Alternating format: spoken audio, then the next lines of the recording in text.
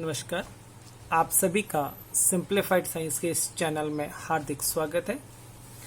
आज हम class 9th के थर्ड चैप्टर जिसका टाइटल है एटम एंड मॉलिक्यूल्स, अणु और परमाणु, इसका दूसरा भाग करने जा रहे हैं।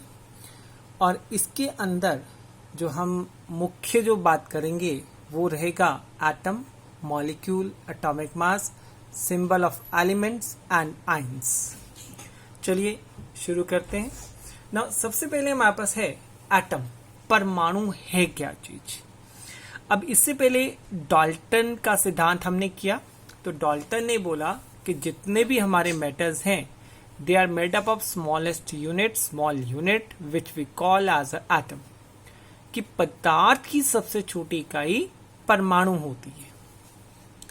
अब ये जो पदार्थ की छोटी इकाई परमाणु है, तो जिस प्रकार से अगर हम बात करें कोई घर बनाना है तो दीवार बनानी है, तो दीवार की सबसे छोटी इकाई ईंट होगी।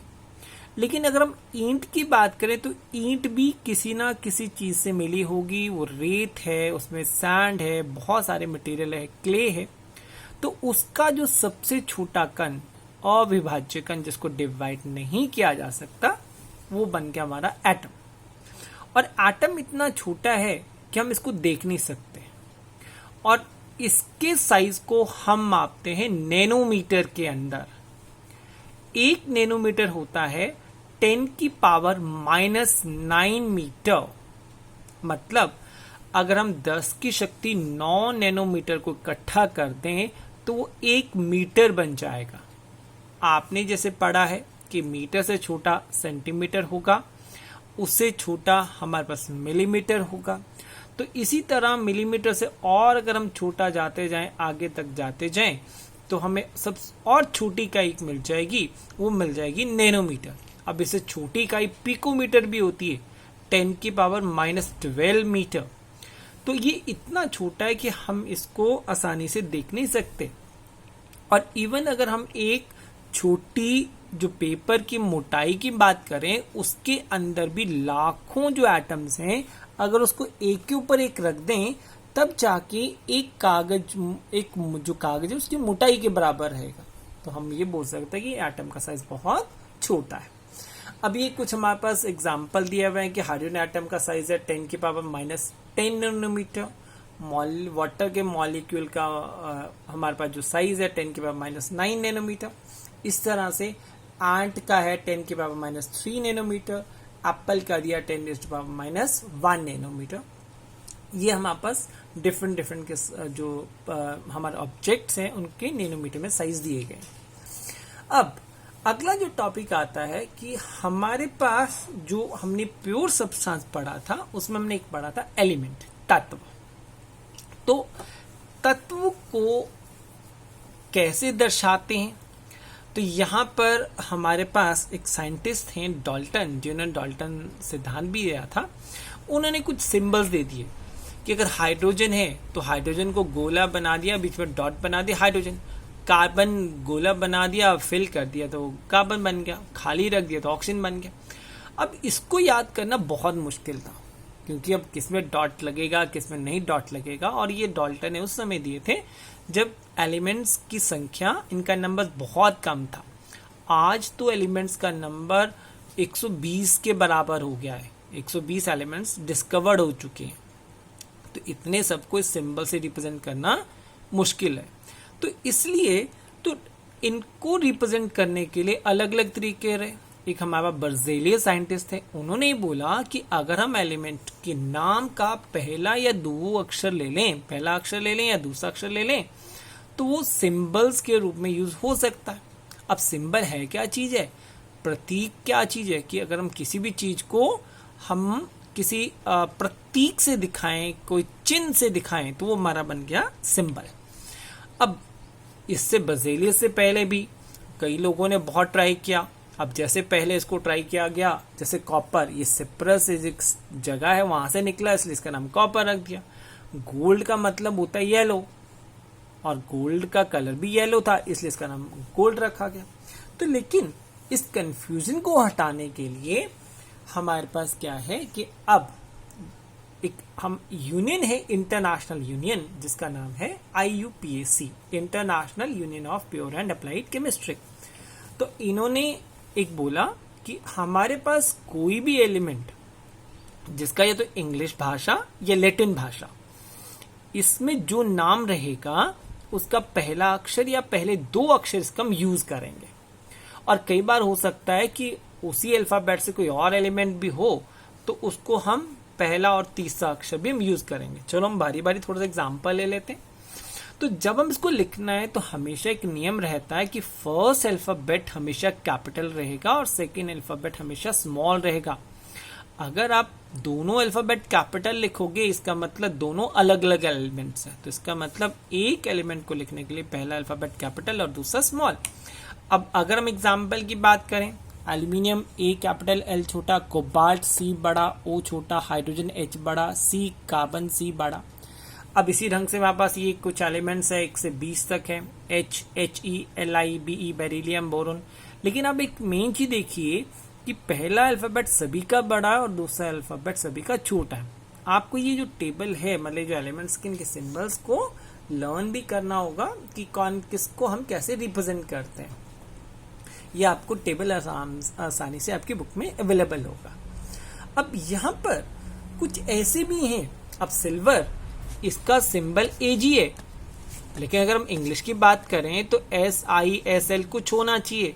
इसका नाम सिल्वर Ag क्यों रहा? क्योंकि लैटिन भाषा में इसको आर्जेंटम बोलते हैं। गोल्ड को Au क्यों रखा? क्योंकि ऑरम है। कॉपर का Cu वो क्यूप्रम से आया। आयरन का Fe फेरम से आया। मरकरी का Hg हाइड्रोजीरम से आया। पोटाशियम का K केलियम से आया। सोडियम का Na नेट्रियम से आया। Lead Pb plumbum. Tin Sn stannum. Tungsten W wolfram और एंटीमनी Sb आया स्टीबियम से। तो ये लैटिन भाषा के हैं जिसके अकॉर्डिंग हमारे इनके सिंबल्स हमने दिए गए। तो 2 तरह से हो गए, या इंग्लिश में भाषा में यूज होने वाले नाम या लैटिन भाषा में। आपके टेक्स्ट बुक में है कि सोडियम का नाम Na क्यों है? क्योंकि उसका नाम क्या है? नेट्रियम, इसलिए उसको Na बोला गया। देन अब इसके बाद अगला जो हमारे पास आया एटॉमिक मास यूनिट। अब जब एटम आ गया तो डाल्टन ने की बोला था कि जब भी ये एलिमेंट्स कंबाइन करेंगे, they combine together in a fix ratio by mass. अब मास कैसे निकालना है?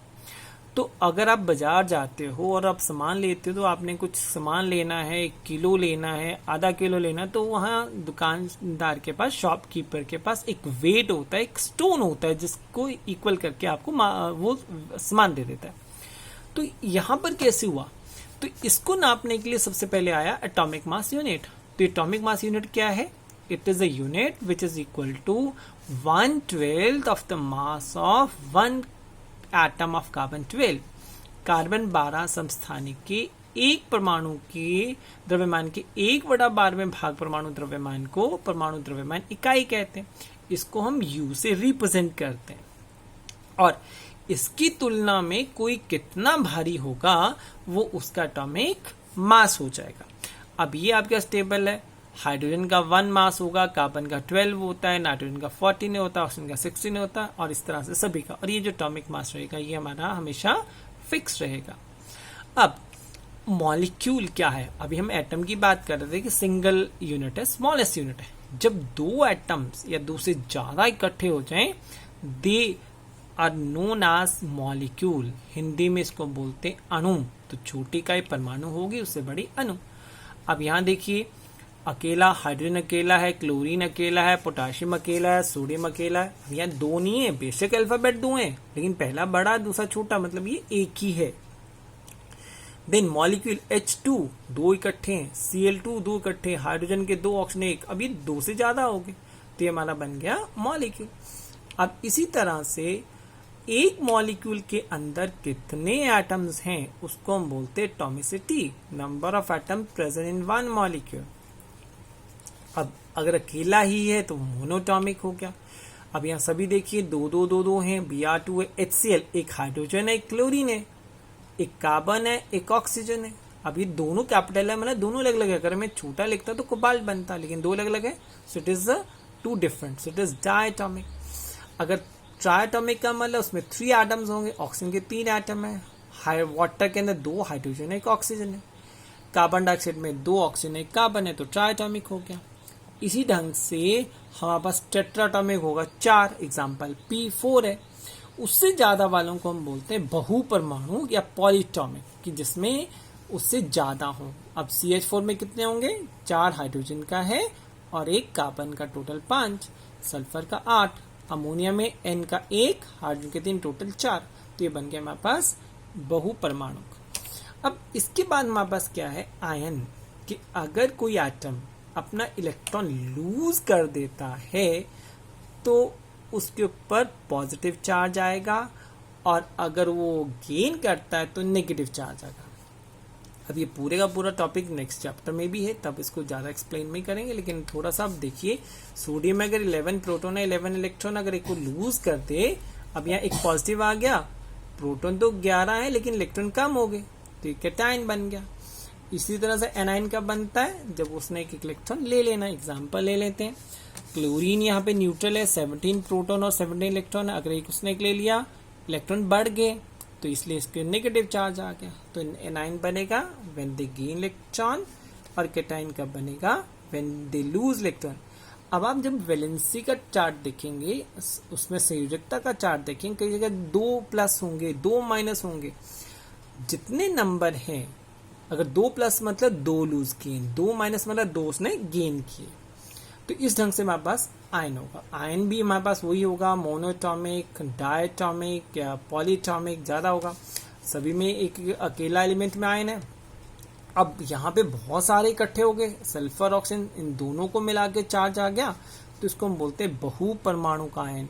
कि अगर हमारे पास जो परमाणुओं का समूह जिसके ऊपर आवेश हो, उसको हम बोलते हैं बहुपरमाणु आयन, और इसको रेडिकल वर्ड भी बोला जाता है।